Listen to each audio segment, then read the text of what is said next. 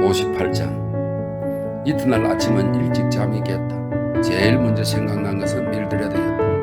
문득 빅토리아역에서 기다렸다가 그녀의 찻집까지 같이 걸어가 보리라는 생각이 들었다. 서둘러 수염을 깎고 양복을 걸치자 그는 곧장 버스를 타고 역으로 향했다. 8시 20분에 도착해서 들어오는 기차를 지켜보았다. 그렇게 이른 시간인데도 회사원과 점원들이 때를 지어 차에서 쏟아져 나와 플랫폼을 빠져나갔다. 모두가 바쁜 걸음으로 걸어갔다. 쌍상이 있는가 하면 처녀들이 때를 지어 걸어가기도 했는데 대개는 혼자였다. 아침 햇빛을 받아 사람들의 얼굴은 이상하게 하얗고 추해 보였다. 어떻게 보면 멍하니 넋을 잃은 듯한 표정들이었다. 젊은이들은 역시 경쾌한 걸음으로 플랫폼을 지나가고 그렇지 못한 사람들은 마치 기계로 조종을 당하는 듯이 천천히 걸어갔다. 얼굴도 모두 불안한 듯이 그리고 딱딱하게 굳어 있었다. 밀드레드의 모습을 발견하자 그는 곧장 그녀에게로 다가갔다. 안녕하세요. 어젯밤 그 뒤에 어떻게 됐는지 만나 물어보고 싶었어요. 그녀는 헐렁한 외투에 밀짚 모자를 쓰고 있었다. 그가 나타나 난처해하는 것을 한눈에 알 수 있었다.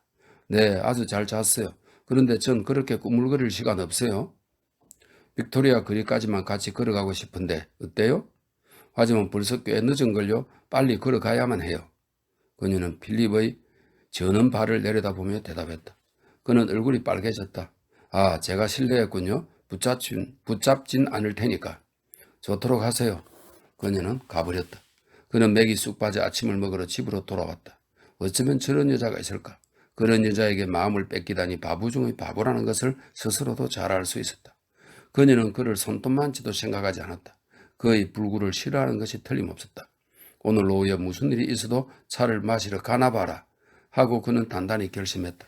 그러나 자기 혐오에 못 이기면서도 그는 그 시간이 되자 다시 나가지 않고는 못 견뎠다. 찻집에 들어가자 여자는 가볍게 고개를 끄덕이고 웃었다. 아침에 짜증을 내서 미안했어요. 누가 오실 줄 알았어야죠. 정말 놀랐어요. 아니 뭐 괜찮아요. 그런 것 좀. 그는 갑자기 무거운 짐을 내려놓은 것 같았다. 단 한마디의 부드러운 말로 그의 마음은 벌써 감사로 가득 찼다. 왜 좀 앉으시죠. 지금은 손님도 별로 없는 것 같은데. 괜찮으시다면. 그는 그녀를 바라보았다. 그러나 할 말은 하나도 떠오르지 않았다. 무언가 재미있는 말을 해서 그녀를 붙잡아 놓으려고 열심히 머리를 짜냈다. 그녀가 자기에게 얼마나 소중한 사람인가 그것을 알려주고 싶었다. 그러나 정말 사랑하고 있으면서도 일단 말로 설득하려 들자 어떻게 해야 할지 통할 수 없었다. 그 턱수염이 멋진 친구는 어떻게 됐어요? 요즘 통 볼 수 없으니. 버밍엄으로 돌아갔어요. 장사하는 분인데 가끔 런던에 들러요. 그 사람 당신을 좋아하는 모양이죠? 그런 건 그분한테 물어보면 알 게 아니에요. 그녀는 웃으며 대답했다. 또 만일 그렇더라도 당신하고 무슨 상관이에요? 지독한 말이 목구멍까지 치밀었지만 그는 겨우 자기를 억누르는 방법을 배워갔다. 결국 입 밖으로 이렇게 내뱉을 뿐이었다. 왜 당신은 그런 투로 말하죠? 그녀는 여전히 싸늘한 눈초리로 그를 쳐다보았다. 당신은 나를 너무 얕보는 것 같군요. 그가 덧붙였다. 당연하잖아요. 지나치군요. 이렇게 말하면서 그는 계산서를 뺏었다. 당신이라는 사람 정말 성미가 급하군요. 금방 그렇게 화를 내고. 그것을 보자 그녀가 말했다. 그는 웃으며 호소하듯 그녀의 얼굴을 바라보았다.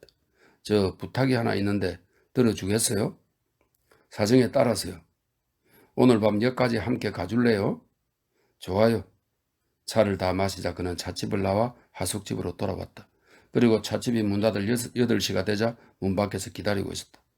당신은 이상한 분이군요. 정말 이해할 수 없어요. 여자는 나오자 말했다. 그렇게 어렵지도 않을 텐데요. 그도 퉁명스럽게 대꾸했다. 당신이 기다리는 거 찻집 여자들이 보지 않았어요? 글쎄 모르죠. 아무려면 어때요? 딴 사람들이 웃으니까 그렇죠. 사람들이 모두 당신이 제게 홀딱 반했다고 해요. 무슨 상관이죠? 어머 또 시비조시네요. 여기에서 차표를 사가지고 그는 집까지 같이 가겠다고 제안했다. 당신은 꼭 시간이 남아돌아 처치 못하는 사람 같다니까요. 그야 내 자유 아닌가요? 어떻게 쓰든. 그들은 또다시 말다툼을 할 뻔했다. 사실은 그녀를 사랑하고 있는 자신이 믿기만 했다. 사사건건 그를 무안하게 하는 굴욕감을 참아갈수록 그녀에 대한 미움도 더해갈 뿐이었다.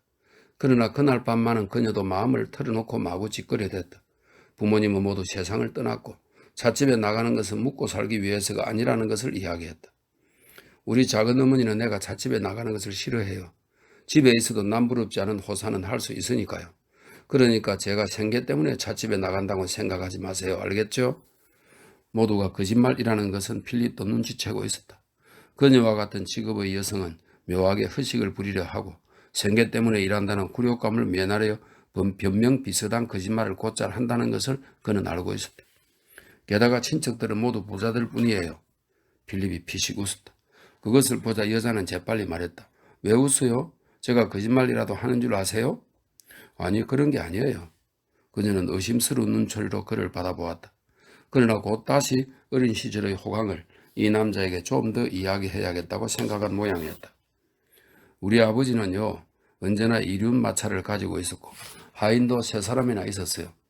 요리사에다 식모에다 임시 고용한 하인까지 말이죠. 늘 예쁜 장미꽃을 키워서 문 앞을 지나가는 사람들이 곧잘 걸음을 멈추고 누구네 집이냐고 묻곤 했어요. 아주 예쁜 장미였죠. 전 정말 그 찻집의 계집애들과는 친해지기 싫어요. 지금까지 어울리던 사람들과는 너무나 다르거든요. 그런 걸 생각하면 어떤 땐 정말로 그만두고 싶다니까요. 그렇다고 뭐 지금 하는 일이 싫어서가 아니에요. 그렇게 생각하면 곤란하지만 아무튼 문제는 거기 있는 사람들이에요. 두 사람은 마주 앉아 있었다. 그는 그녀의 말에 일일이 끄덕이며 무척 행복해했다.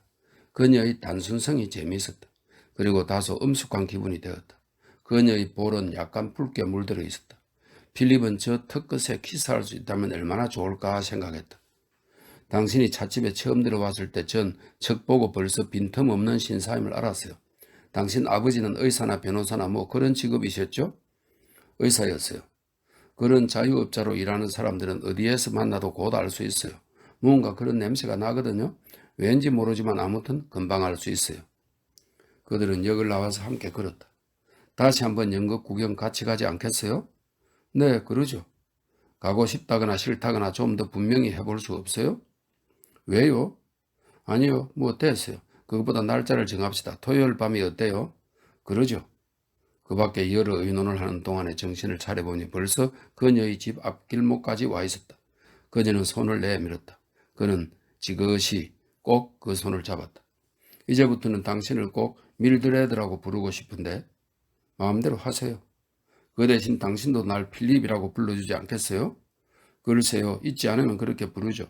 하지만 캐릿이라고 부르는 편이 더 자연스러운 것 같은데요. 그는 여자의 몸을 가볍게 끌어당기려 했다. 그러나 여자는 휙 몸을 젖히며 외쳤다. 뭘 하는 거예요, 당신? 이별의 키스 안 되나요? 그가 속삭였다. 아이, 뻔뻔스러워. 그녀는 손을 획 빼자 쏜살같이 집으로 달려가 버렸다. 필립은 토요일 밤 입장권을 샀다. 그날은 그녀가 일찍 끝나는 날이 아니라서 집에 돌아가 옷을 갈아입고 올 틈이 없었다. 그래서 그녀는 아침에 옷을 가지고 나와 찻집에서 갈아입을 작정이었다. 다행히 여지배인이 기분이 좋으면 7시에는 돌아가도 좋다고 허락해 줄지도 모른다. 필립은 7시 15분부터 밖에서 기다리기로 약속이 되어 있었다. 그는 가슴이 뻐근할 정도로 기대하며 그날을 기다렸다. 극장에서 집으로 돌아가는 길에 마차 속에서 어쩌면 그녀가 키스쯤은 허락할지도 모른다. 마차 안은 여자의 허리를 안기에 무척 편리하게 되어 있다. 그 즐거움만으로도 하룻밤의 낭비쯤은 충분히 본전을 빼고도 남는다는 계산이 된다. 그러나 토요일 오후 다시 한번 확인해 두기 위해 찻집에 들렀을 때 그는 막 나오던 참인 그 콧수염 붉은 신사와 부딪혔다. 필립은 이미 그의 이름이 밀러이고 영국에 귀화한 독일인이라는 사실도 알고 있었다. 이름도 영국식으로 갈아버렸고 영국에서는 꽤 오래 산 것 같았다. 그가 이야기하는 것을 필립도 들은 적이 있는데 몹시 유창하긴 했지만 아직 완전한 토박이 영어는 못 되었다. 그가 밀드레드와 좋아 지내고 있는 것은 필립도 알고 있었다. 그런 만큼 필립은 몹시 질투를 느끼고 있었다. 그나마 그녀의 쌀쌀한 성격을 다행으로 생각했다. 뜨거운 연애 같은 건 도저히 할 수 없는 여자이고 보면 그의 신세도 어느샌가 자기와 똑같은 꼴이 될 것이 틀림없었기 때문이다. 그러나 오늘은 가슴이 덜컥 내려앉았다. 어쩌면 그의 출연으로 그토록 오래 기다린 미래가 허사가 될지도 모른다는 생각이 문득 머리를 스쳤기 때문이다. 그는 가슴이 꽉 막히는 기분으로 찻집에 들어갔다. 밀드레드가 와 차 주문을 받아가더니 곧 다시 돌아와 진정으로 곤란한 듯한 표정을 지으며 말했다. 저 정말 미안하지만 오늘 저녁에 못 나갈 것 같아요. 왜 그렇죠? 그렇게 무서운 얼굴 하지 마세요. 그녀는 웃었다. 그건 제 잘못이 아니에요. 작은 어머니가 어젯밤부터 몹시 불편한데 오늘은 일하는 하녀도 마침 쉬는 날이고 해서 제가 가서 함께 있어줘야 해요. 앓는 사람을 혼자 둘 수는 없잖아요. 아, 그럼 좋아요. 그 대신 집까지 데려다 주죠. 하지만 당신 극장표 사셨잖아요. 그냥 버리는 거 아까워요. 그는 주머니에서 극장표를 꺼내어 일부러 짝짝 찢어버렸다. 왜 그런 짓을 하세요? 난 말이에요. 그런 시시한 뮤지컬 코미디 같은 거 절대로 혼자 안 봐요. 당신을 위해 샀던 거예요.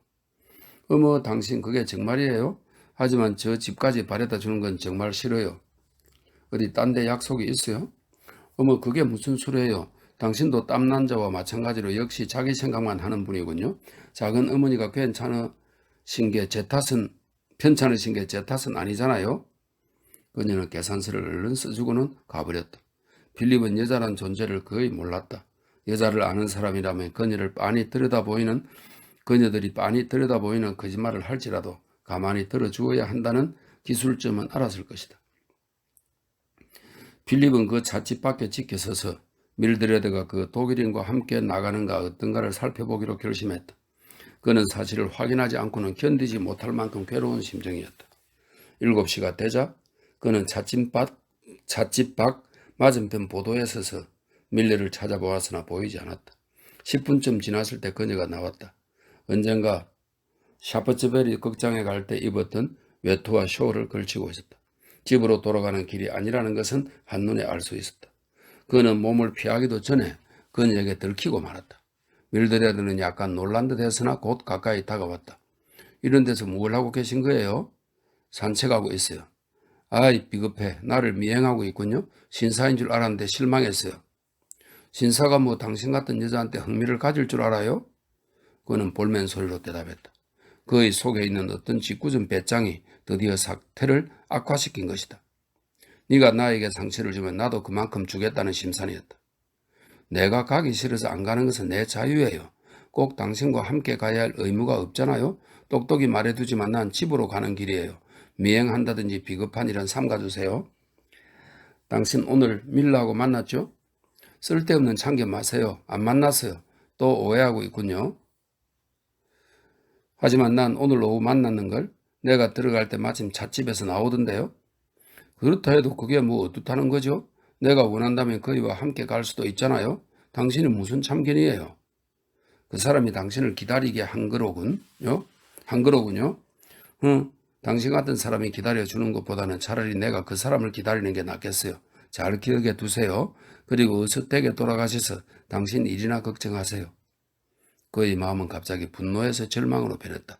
입을 열었을 때는 목소리가 떨려 나왔다. 밀드레드, 제발 그런 지독한 말은 하지 말아줘요. 나는 당신을 좋아하고 있어요. 정말 좋아하고 있어. 진정으로 사랑하고 있단 말이에요. 제발 생각을 돌려주지 않겠어요? 내가 오늘 저녁을 얼마나 기다렸는지 알아요? 그 사람은 오지 않을 거예요. 그 사람은 당신을 조금도 생각하지 않아요. 식사를 같이 해줘요. 응? 표는 다시 사서 어디든지 당신이 원하는 대로 갑시다. 싫다고 했잖아요. 그래봐야 소용없어요. 한번 결심한 이상 난 그대로 지키는 여자예요. 그는 그녀를 힐끗 쳐다보았다. 괴로움으로 가슴이 터질 것만 같았다. 사람들이 보도에 서 있는 그들 곁을 바쁜 걸음으로 스쳐가고 역마차와 합성차가 덜커덕거리며 지나갔다. 그는 그녀의 눈이 끊임없이 사람의 그림자를 쫓는 것을 보았다. 사람들 속에서 밀러의 모습을 놓치지 않으려고 애쓰는 것 같았다. 나도 이제 더는 못 참아. 그는 울부짖듯 말했다. 너무 지독한 모욕이야. 이제 가면 다시는 오지 않을 거야. 오늘 밤 같이 안 가주면 다시는 나를 못 볼 거야. 그렇다고 내가 뭐 쫄쫄 맬 줄 아세요? 당신은 정말 째째한 남자군요. 도리어 시원해요. 제가 할 말은 그것뿐이에요. 그럼 잘 가요. 인사를 하고 그는 절렁거리며 천천히 걸어갔다. 혹시 뒤에서 부르지는 않을까 기대하면서 다음 가로등 기둥까지 와서는 어깨너머로 뒤돌아보았다. 어쩌면 손짓으로 자기를 불러줄지도 모른다고 생각했기 때문이다. 그러면 모든 것을 잊고 금방 받은 굴욕도 기꺼이 참을 텐데. 그러나 그 여자는 저쪽으로 돌아선 채 그 같은 건 전혀 신경도 쓰지 않았다. 그와 손을 끄는 것을 정말 속 시원하게 생각하는 것만 같았다. 59장. 그날 밤 필립은 정말 비참했다. 하숙집 아주머니한테는 돌아오지 않겠다고 해두었으므로 먹을 것이라고는 아무것도 없었다. 식당에 가서 저녁을 먹을 수밖에 없었다. 그리고 방으로 돌아와 보니 위층 그리피스가 파티를 하고 있는지 떠들썩한 웃음소리가 그의 불행을 한층 더 참을 수 없게 만들었다. 뮤지컬에 가보았지만 토요일 밤이라 입석밖에 없었다. 30분쯤 지루하게 서 있다가 피로해 집으로 돌아왔다. 책을 읽으려 해도 머릿속에 들어오지 않았다. 하지만 해야 할 공부는 잔뜩 쌓여 있었다. 생물학 시험이 2주일 앞으로 닥쳐온 것이다. 별로 어려운 건 아니었지만 워낙 요즘 강의를 듣지 않아 모르는 게 많다는 것을 스스로도 잘 알고 있었다. 기껏 구두시험 정도일 테니 2주일 안으로는 어떻게 잘 내성 싶기도 했다. 머리로 하는 일에는 자신이 있었다. 책을 내려놓자 그는 늘 머릿속을 차지하고 있는 문제에 대해 다시 한번 잘 생각해 보기로 했다. 그날 밤 행동을 그는 몹시 뉘우쳤다. 왜 하필이면 식사를 같이 해야 한다느니 안 만난다느니 그런 말을 했을까? 더 말할 것도 없이 그녀는 거절하고 말 텐데 그녀의 자존심을 생각해 주어야 했다. 다시 말해서 그건 배수의 진을 친 것과 다름없었다. 그 여자도 지금쯤 고민하고 있다면야 그대로 참을 수도 있겠지만 그녀가 자기를 조금도 생각지 않고 있다는 것은 너무나 명백한 사실이었다. 자기가 그토록 바보가 아니었다면 겉으로나마 그녀의 사연을 듣는 채 했어야 했다. 실망을 감출 만한 의지력과 감정을 억누르는 자제심을 지녔어야 옳았다. 왜 그따위 여자를 좋아하게 되었는지 정말 알다가도 모를 일이었다. 사랑하는 사람이 곧잘 상대를 미워한다는 것은 그도 책에서 읽어 잘 알고 있었다. 그러나 그는 밀드레드를 생긴 그대로 보고 있었다. 재미도 없거니와 영리하지도 않았다. 정말 하잘것없는 마음을 지닌 여자였다. 천박한 성격, 그가 가장 싫어하는 성질이었다. 부드러움도 없거니와 고상한 점도 없었다. 그녀 자신도 말했지만 그녀는 넘어져도 그냥은 안 일어나는 여자였다. 그녀가 감탄하며 하는 얘기는 언제나 마음씨 좋은 사람을 멋지게 속여 곤란하게 만들었다는 것뿐이었다. 사람을 멋지게 속이기만 하면 그녀는 만족했다. 그녀의 그 고상한치 않은 태도, 그리고 식사할 때의 그 태도, 그것만 생각하면 그는 절로 웃음이 터져 나왔다. 품위 없는 말은 쓰지 않으려 했고 틀리기는 했지만 고상한 단위를 일부러 골라서 쓰려 했다. 고상하지 못한 어투를 찾아내는 데는 묘하게 예민했다. 절대로 바지라는 말을 쓰지 않고 하이라는 말을 즐겨 썼다. 코를 남 앞에서 푸는 것도 실례라고 생각한 모양으로 그럴 때면 큰 잘못이나 저지르는 듯 굴었다. 그녀는 비늘증이 꽤 심한지 그로 인한 소화불량으로 고생하고 있었다. 밋밋한 가슴, 작은 궁둥이, 정말 보기도 싫었다. 머리를 천하게 빗는 것도 마음에 들지 않았다. 그따위 여자를 사랑하고 있는 자신이 정말 싫어 견딜 수 없었다. 그러나 결국은 도저히 어쩔 수 없다는 결론에 닿았다. 학창시절 때때로 엄청나게 큰 애들에게 붙잡혔을 때와 똑같은 기분이었다. 일단은 자기보다 강한 힘과 싸우지만 속으로는 힘에 붙여 완전히 압도당하는 기분을, 마치 마비라도 된 것처럼 손발에서 힘이 쑥 빠지는 기분을 그는 곧잘 느꼈는데 자신도 도저히 어쩔 수 없었다. 말하자면 죽어버린 것과 같은 느낌이었는데 그와 똑같은 무력감을 그는 지금 느끼고 있었다. 그는 지금까지 한 번도 겪은 적 없는 격정으로 그녀를 사랑하고 있었다. 생김새나 성격의 결점은 문제가 안 되었다. 그러한 결점마저 그에게는 사랑스러운 매력을만 보였다. 적어도 그런 것은 그에게는 아무것도 아니었다. 자기와는 아무런 관계도 없는 것으로 생각되었다. 자기의 의지에 위배되고 이해의 역행에서 움직이는 무엇가 불가사의한 힘의 포로가 된 것 같았다. 자유를 갈구하는 마음이 강한 그인 만큼 자유를 빼앗는 이 쇠사슬에 대한 정오도 강했다. 그러나 온몸과 마음을 다 바쳐 태울 사랑을 원해온 자신을 생각할 때 이것은 참으로 우스운 일이었다. 이제는 그러한 사랑에 빠진 자신을 무섭게 저주했다. 사랑이 싹튼 동기를 돌이켜보았다. 만일 던스포드하고 그 찻집에 가지만 않았어도 이런 일은 일어나지 않았을 것이다. 모두 자기가 나빴기 때문이다.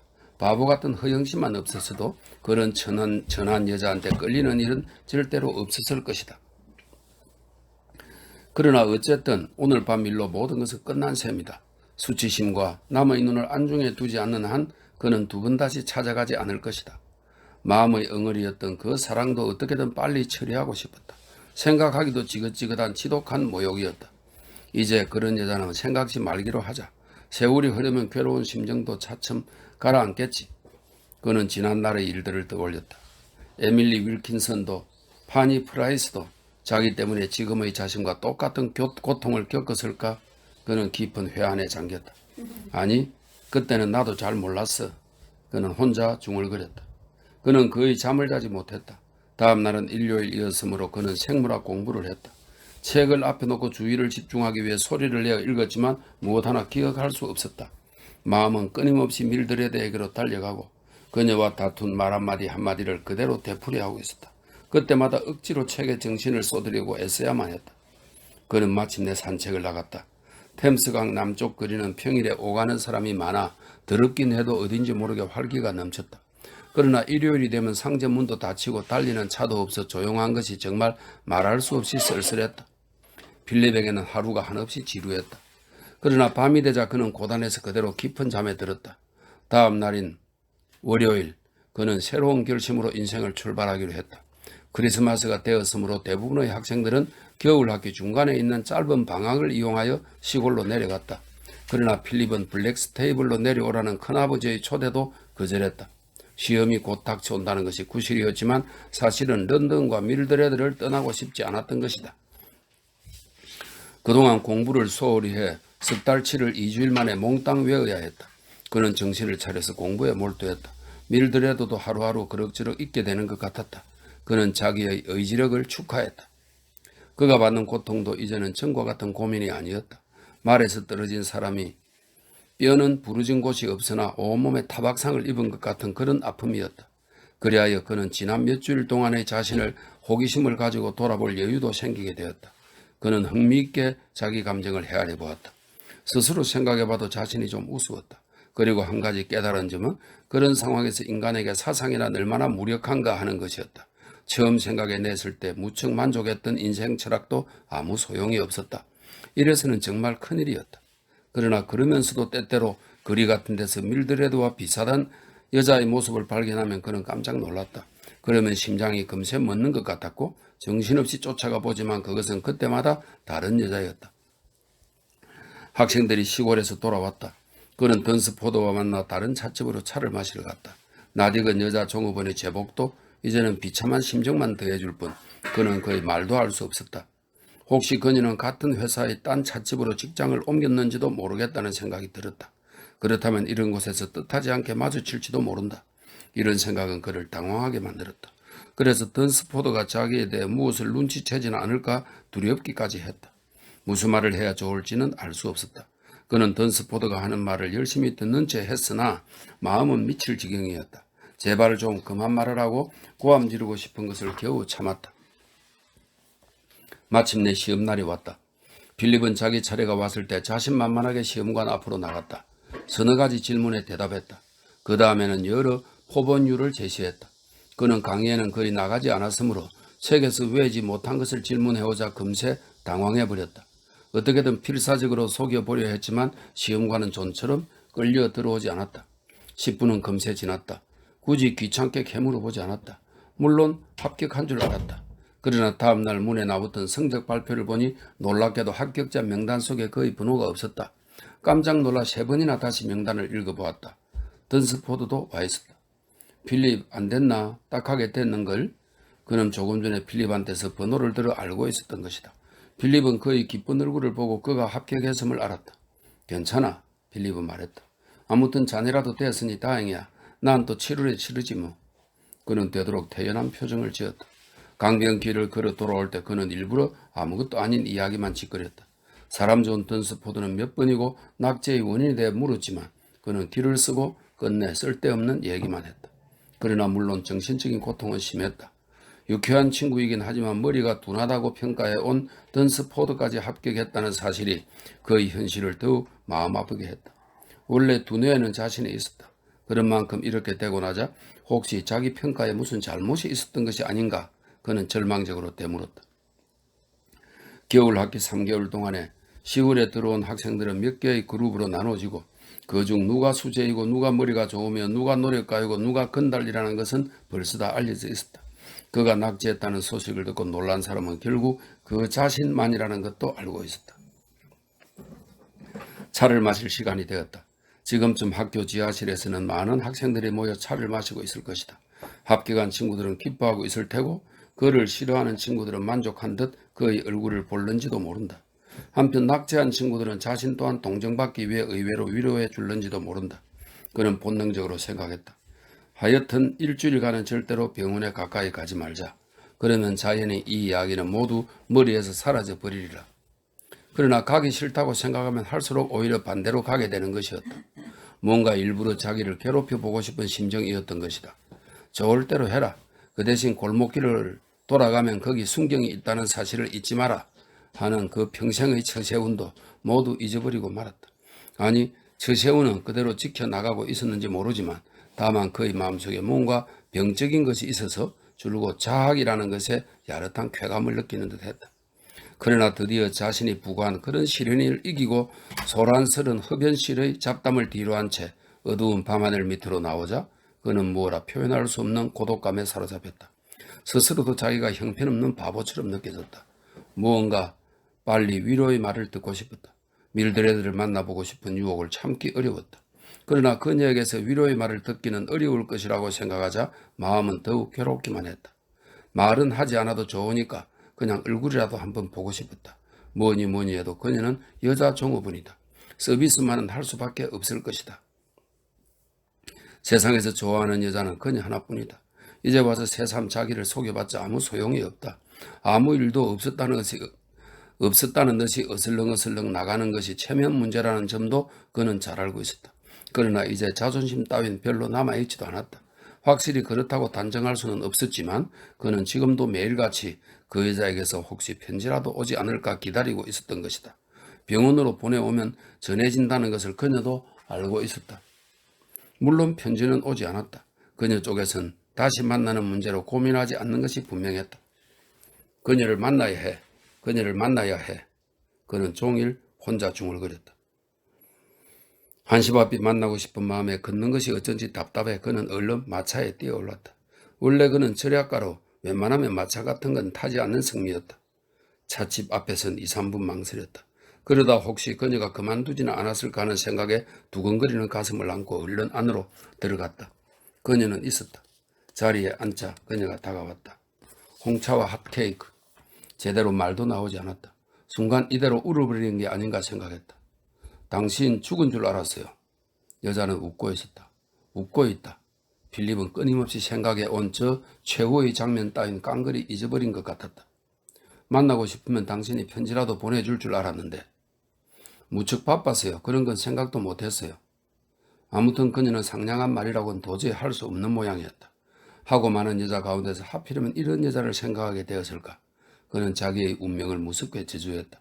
여자는 차를 가지러 갔다. 그리고 잠시 뒤 테이블 위에 차를 내려놓으며 필립에게 말했다. 잠깐 여기 앉아도 괜찮을까요? 아, 좋아요. 대체 어디 가셨어요? 그 뒤로? 런던에요. 전 또 휴가로 고향에 간 줄 알았죠? 그럼 왜 오지 않았어요? 필립은 그리움에 지친 눈으로 그녀를 바라보았다. 왜 잊었나요? 나는 당신과 다시는 만나지 않는다고 하지 않았어요? 그럼 지금은 누구를 만나고 있죠? 잠깐 들어보니 그녀는 어떻게 해서든지 그에게 굴욕의 쓴맛을 보게 하려는 심산인 것 같았다. 그러나 그는 그녀가 어떤 여자인지 잘 알고 있었다. 되는 대로 짓거려서 사람의 기분을 상하게는 하지만 속마음은 그럴 생각이 전혀 없었다. 그는 대답하지 않았다. 그런 식으로 저를 미행하고 비겁해요. 당신만은 어느 모로 보나 훌륭한 신사인 줄 알았는데. 그런 심한 말은 이제 그만해요. 응? 밀드레드. 그러면 더는 못 참아요. 이상한 분이네요. 당신은 정말 모르겠어요. 뭐 간단하죠. 나 같은 바보가 이 세상에 또 있으려고요. 당신 같은 여자를 진심으로 사랑했으니까 말이에요. 당신은 나를 손톱만큼도 생각해 주지 않는데. 전 또 당신이 신사라면 그 이튿날엔 사과하러 오실 줄 알았죠. 끝까지 뻔뻔스러운 여자였다. 그는 그녀의 목을 바라보면서 들고 있던 핫케이크용 칼로 그녀의 목을 푹 찌르고 싶은 욕망을 느꼈다.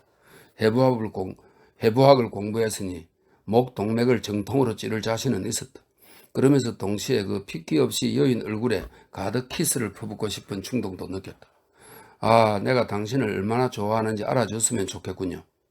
하지만 당신 아직 사과하지 않았어요.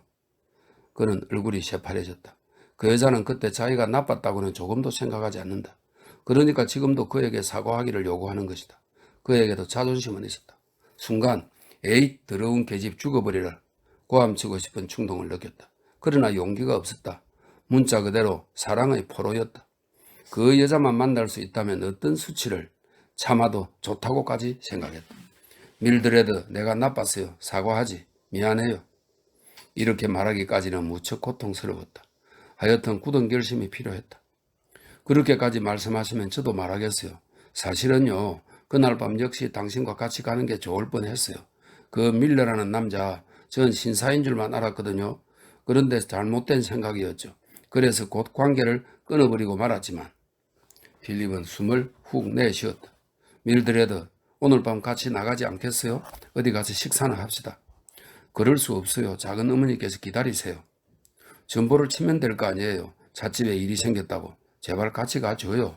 오랫동안 만나지 못했잖아요. 당신과 얘기하고 싶어요.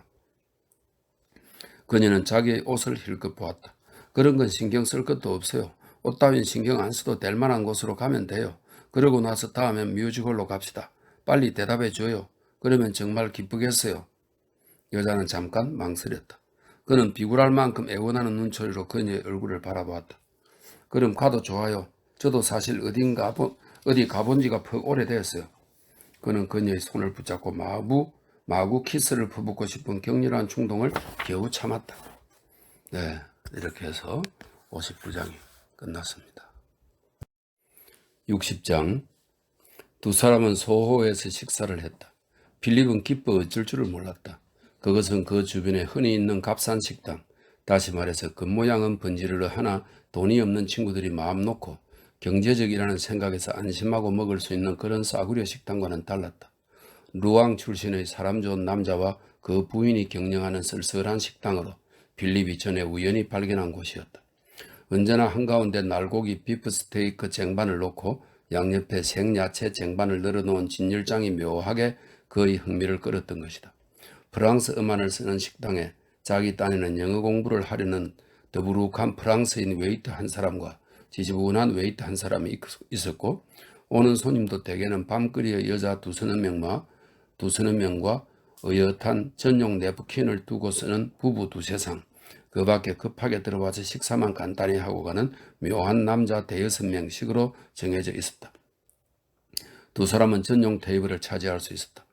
필립은 웨이트를 보내서 옆 술집에서 버건디, 프랑스 버건디 지방의 포도주라네요.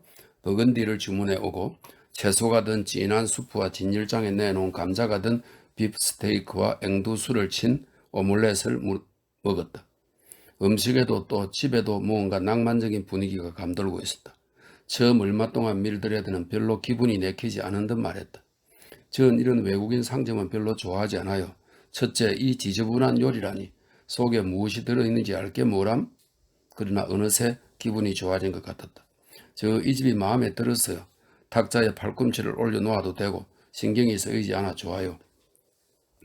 반백의 머리를 길게 내리고 턱에는 덤성덤성 수염을 기른 키 큰 남자가 들어왔다. 구멍난 외투를 걸치고 처향이 넓은 소프트 모자를 쓰고 있었다. 먼저도 본 일이 있는지 필립을 보자 가볍게 고개를 끄덕였다. 저 사람 꼭 무정부주의자 같네요. 밀드레드가 말했다. 그래요. 유럽에서도 제일 위험한 인물로 쳐요. 대륙에 있는 감옥이란 감옥에 전부 한 번씩 들어갔다 나왔죠. 누구보다 사람을 많이 죽인 경험이 있는, 주머니에 늘 폭탄을 넣어 가지고 다니는 남자예요. 그러니까 만나서 얘기하기엔 조금 위험하죠. 어쨌든 반대쪽 놈만 만나면 그것을 탕 하고 테이블 위에 올려놓는다니까. 여자는 겁이 난 듯 눈을 크게 뜨고 그 남자를 보았으나 이윽고 의심스러운 듯 힐끗 필립의 얼굴을 돌아보았다. 그의 눈은 웃고 있었다. 여자는 가볍게 찌푸리며 말했다. 저를 놀리셨군요. 그는 자기도 모르게 환성을 질렀다. 행복했다. 그러나 밀드레드는 놀림받는 것은 질색이었다. 거짓말을 해놓고 뭐가 그렇게 재미있어서 웃으시죠? 그렇게 화내지 말아요. 그는 테이블 위에 놓인 여자의 손을 가볍게 쥐면서 말했다. 당신은 귀엽군요. 당신이 걸어간 땅이라면 난 엎드려 키스해도 좋겠어요. 만약 푸른기가 도는 핏기 없는 여자의 혈색이 그는 견딜 수 없이 좋았고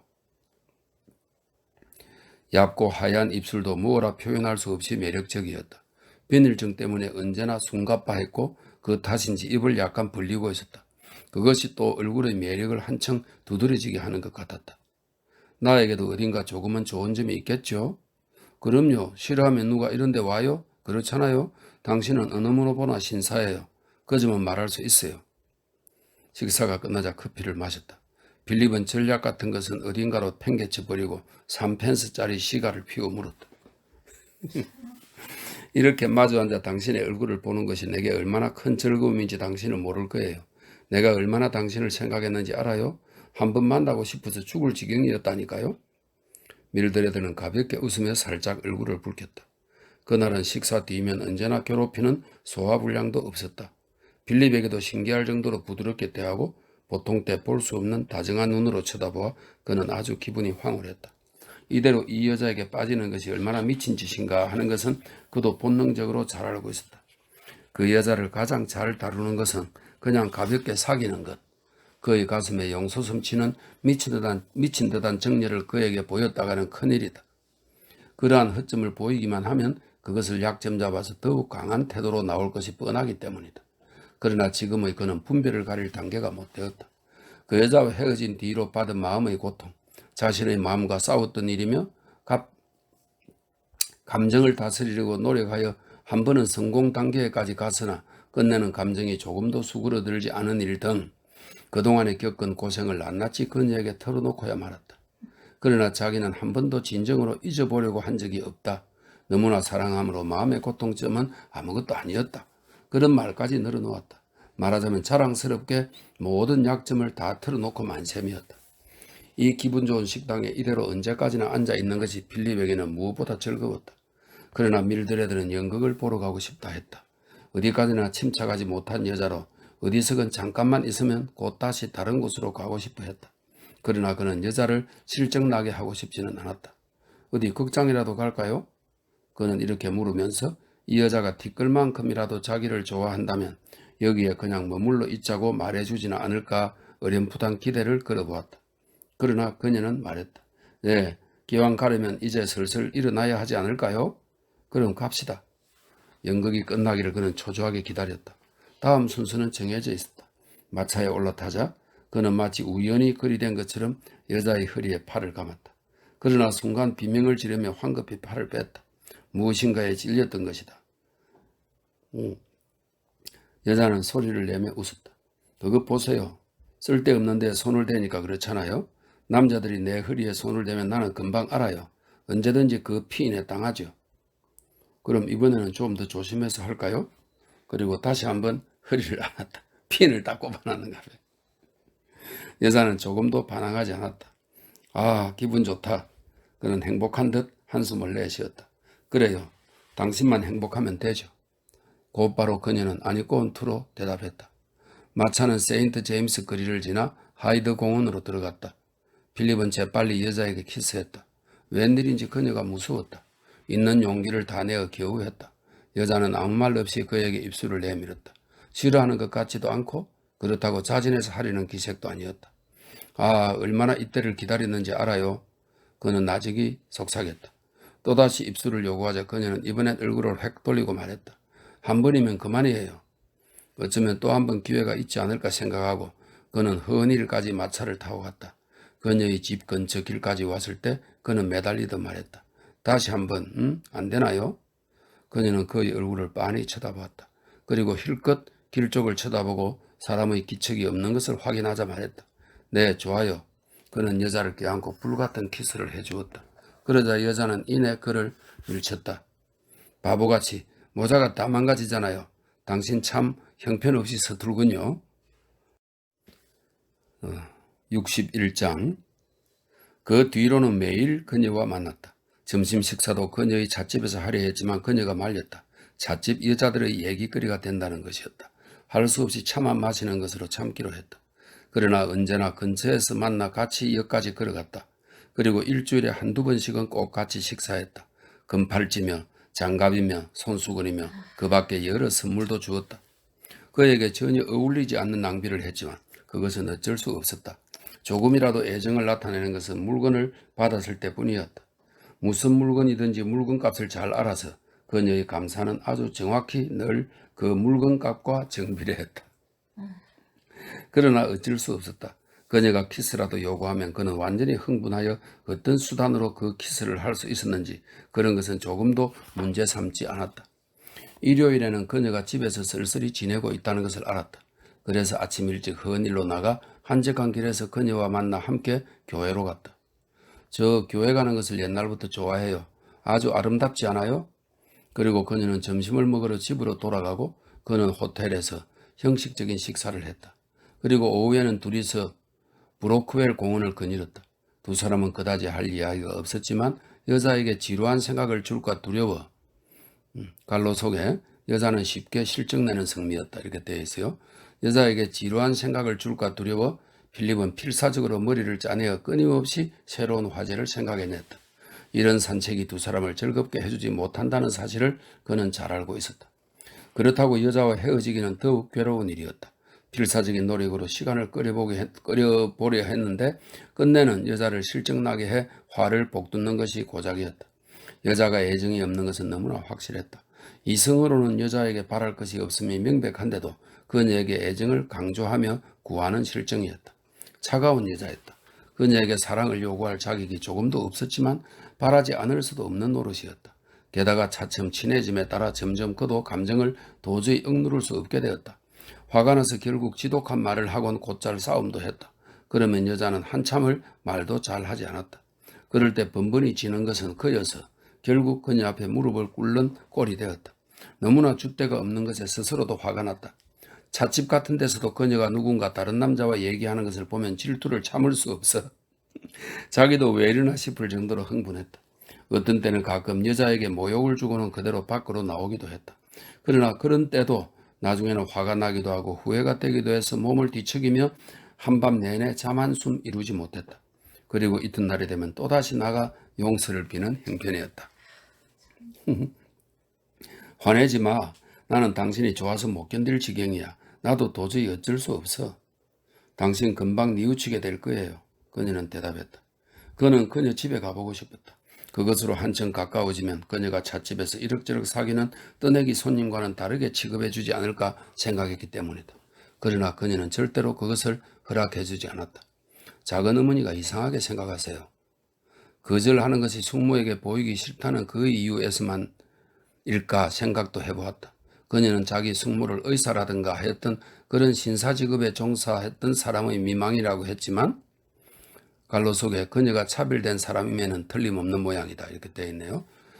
미망인이라 했지만 단순히 좋은 사람이라고 해서는 아무래도 차별된다고까지는 할 수 없다는 것이 무척 마음에 걸리는 모양이었다. 그러나 필립의 추측으로는 어떤 소상인의 미망인에 지나지 않을 것 같았다. 밀드레드가 지독한 속물이라는 것은 알고 있다. 그러나 숙모가 어떤 여자이든 그런 것은 자신에겐 조금도 상관없는 문제임을 그녀에게 어떻게 납득시킬지 그것이 문제였다.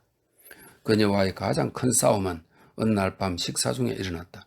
어떤 남자가 극장에 가자고 유혹하더라고 그녀가 말했기 때문이다. 순식간에 그는 얼굴이 새파래지고 표정은 험악하게 굳어졌다. 설마 가진 않겠죠? 어머 왜 안 가요? 그분 아주 훌륭한 신사 같던데요. 안 돼요. 내가 데려가죠.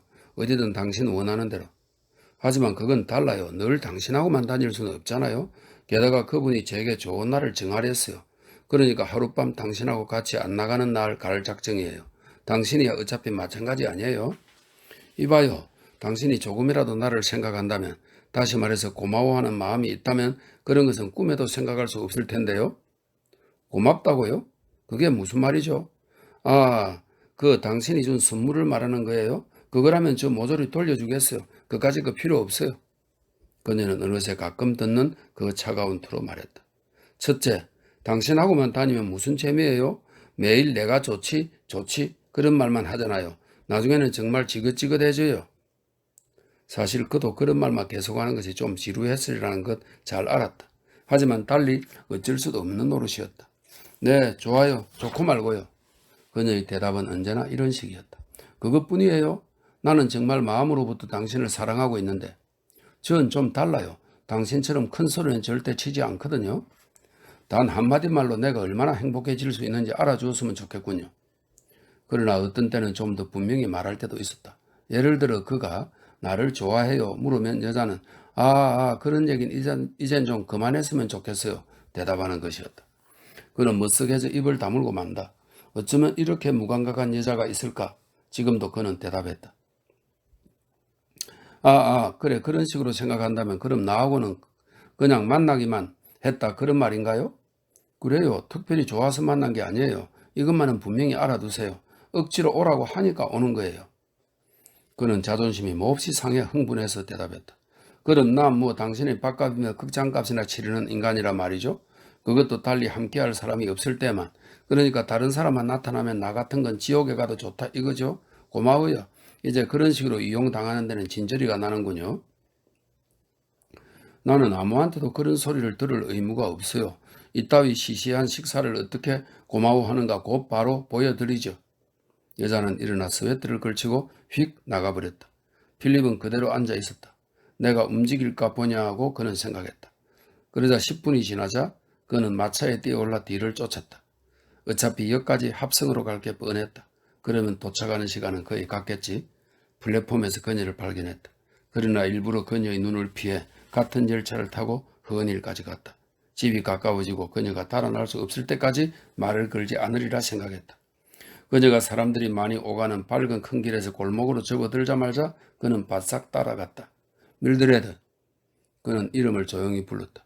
그러나 여자는 그 빠른 걸음을 멈추지도 않았고 뒤를 돌아보지 않았으며 대답조차 하지 않았다. 다시 한번 이름을 불러보았다.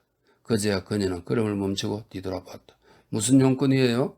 당신이 역에서 왔다 갔다 하는 것을 다 보고 있었어요. 왜 그렇게 귀찮게 구시죠? 내가 나빴어요. 화해합시다. 응? 도대체 당신 성미가 싫어요. 남보다 질투심도 많고 생각만 해도 지긋지긋해요. 당신 같은 사람은 제 마음속에 있지도 않고 과거에도 그랬지만 앞으로도 당신 생각 따윈 하지 않을 거예요. 당신하고는 이제 완전히 남이에요. 그러고는 그대로 휙 가버렸다. 뒤떨어지지 않으려고 그는 걸음을 재촉해야만 했다. 아무튼 당신은 나를 너무 생각하지 않는군요. 보통 때 같으면 누구하고든 다정하게 지내도 상관없어요. 하지만 당신을 사랑하는 나 같은 사람도 있고 한데 이건 정말 너무 지독하지 않나요? 조금은 나도 생각해 주었으면 좋겠다는 거죠. 좋아해 주지 않아도 좋아요. 할 수 없는 일이니까. 하지만 사랑할 수 있게만 해줘요. 제 소원은 그것뿐이에요. 여전히 입을 꽉 다문 채 그녀는 걸어갔다. 그녀의 집까지 이제 4,500야드밖에 남지 않았다고 생각하자 그의 마음은 괴로웠다. 앞뒤 가리지 않고 그를 사랑한다느니 섭섭하다느니 하는 소리를 마구 찌끄려댔다. 이분만 용서해줘요. 그러면 다음부터는 두 번 다시 화나게 하지 않을 테니까. 누구든 좋은 사람하고 나가도 좋아요. 그리고 달리 약속이 없을 때만 나하고 만나도 좋아요. 완전히 넘어갔네. 여자는 다시 한번 발걸음을 멈추었다. 언제나 헤어지는 모퉁이까지 왔기 때문이다. 자, 이제 돌아가세요. 문까지 따라오는 건 전 싫어요. 안 돼요. 용서해준다고 말할 때까지 난 계속 따라갈 테니까. 정말 못 참겠어. 지긋지긋하다잖아요. 그는 잠시 망설였다. 어떤 말을 하면 그녀의 마음이 움직인다는 것을 본능적으로 잘 알았기 때문이다. 그러나 그는 그 말만은 하기가 무척 싫었다. 당신 그건 너무 지독한 소리예요. 나도 여러 가지 괴로움을 참고 있어요. 절름발이라는 것이 무엇인지 당신은 모를 거예요. 그야 물론 당신은 내가 싫겠죠. 좋아할 데가 없으니까. 빌립, 난 그런 뜻으로 한 소리가 아니에요. 그녀의 목소리는 어느새 동정 어린 말투로 변해 있었다. 그런 게 아니에요. 알아주시겠죠? 자, 이제부터는 연극이다. 그는 낮게 쉰 듯한 목소리로 말했다. 하지만 내겐 꼭 그렇게만 느껴져요. 그녀는 그의 손을 잡고 얼굴을 뚫어져라 쳐다보았다. 눈에는 눈물이 가득 비어 있었다. 그런 거 조금도 마음에 둔 적 없어요. 저 약속해요. 좋아요. 그런 게 마음에 걸린 건 처음 하루 이틀 뿐이었어요. 그는 비장할 정도로 입을 꽉 다물고 서 있었다. 감정이 북받쳐 견딜 수 없다는 듯이 보이고 싶었던 것이다. 나 정말은 당신이 좋아요. 하지만 당신이란 사람이 나를 너무 못살게 굴어요. 자, 우리 화해해요. 네? 그녀는 말하면서 살짝 입술을 대었다. 그는 안심하듯 숨을 쉬며 키스를 했다. 자, 이것으로 우리 먼저대로 행복하죠? 응, 그래요. 거기에서 작별을 하자 그녀는 급히 발걸음을 재촉해 가버렸다. 다음 날 그는 옷에 다는 작은 시계가 달린 브로치를 사줘 그녀를 아주 기쁘게 해주었다. 전부터 그녀가 몹시 가지고 싶어하던 물건이었다. 그러나 3, 4일이 지난 어느 날 그녀는 차를 가져다 놓더니 말했다. 당신 저번 밤 약속 기억하죠? 지키겠어요? 지키죠. 그녀가 하는 말의 뜻은 잘 알았다. 그래서 그는 각오하고 다음 말을 기다렸다. 저 먼저 약속한 그 사람하고 오늘 밤 같이 갔다 올 참이에요. 좋아, 잘 다녀와요. 괜찮아요, 당신? 이렇게 되면 그도 놀랄 만큼 스스로 태연해지게 마련이다. 그야 물론이죠. 그는 빙그레 웃었다. 하지만 이제 싫은 소리는 하지 않기로 했으니까. 여자는 벌써 나가는 데만 정신이 팔려 이 말은 그냥 되는 대로 찌꺼리는 소리였다. 도대체 이건 나를 괴롭히려는 배짱에서일까 아니면 그냥 단순히 무신경하기 때문일까? 필립은 알 수 없었다. 다만 그때까지는 그녀의 냉혹성에 대해 언제나 어차피 바보이니까 하고 대범하게 보아왔지만 이제는 그녀가 어떤 경우에 다른 사람에게 상처를 주는지도 모르는 여자라는 점이 한층 뚜렷해졌다. 상상력도 없거니와 유머도 모르는 여자와 연애한다는 것은 밋밋한 일이야. 그는 여자의 말을 들으면서 생각했다. 그러나 결국 그것이 없다는 점이 그에게는 좋은 구실이 되었다. 만일 그조차 몰랐다면 그녀에게서 받는 이 고통은 도저히 용서할 수 없을 터였기 때문이다. 티볼리 극장에 자리를 잡아놨대요. 그분이 좋은 것을 말하라고 해서 제가 골랐어요. 그리고 카페 로얄에서 식사를 한대요. 그분 얘기로는 런던에서 제일 비싼 음식점이라나요? 어디로 보나 신사라고. 이 말이 목구멍까지 올라와서나 이를 악물고 입 밖에 내는 것만은 참았다. 필립도 티볼리에 가서 밀드레드가 그 상대라고 한 나 사나이를 보았다. 머리가 반들반들한 청년으로 세련된 것이 어느 모로 보나 외파는 같았다. 나란히 무대 앞 두 번째 줄에 앉아 있었다. 밀드레드는 타조틀이 달린 챙이 넓은 부인용 모자를 쓰고 있었는데 그게 또 무척 잘 어울렸다. 필립도 잘 아는 그 조용한 미소를 띠고 여자는 열심히 남자의 말에 귀를 기울이고 있었다. 그녀를 웃기려면 꽤 어려운 연극이 필요하다고 생각했는데 여자는 무척 재미있는 표정이었다. 저 형편없는 녀석이 그녀에게는 꼭 어울리는 모양이라고 그는 내뱉듯 혼자 생각했다. 어차피 자신이 머리가 좀 모자라는 여자니까 저렇게 떠들썩한 인간이 좋은 거겠지. 필립은 토론을 퍽 좋아했지만 남과 얘기할 때 말재주는 전혀 없었다. 로우슨 같은 친구들이 곧잘 하는 바보 같은 농담에 몹시 감탄할 뿐이었다. 그리고 그럴수록 자기는 열등감 때문에 완전히 위축되고 말았다. 밀드레드라는 여자는 남자라면 누구나 축구와 경마 얘기를 한다고 정해놓고 있었다. 그런데 그는 어느 것도 잘 알지 못했다. 이 말만 하면 반드시 웃음이 나옴직한 농담을 한마디도 알아듣지 못했다. 즉 활자된 것만이 필립을 유일하게 지켜주었던 셈인데 요즘은 뒤늦게 조금이나마 재미있는 인간이 되려고 스포츠타임즈를 열심히 읽고 있었다.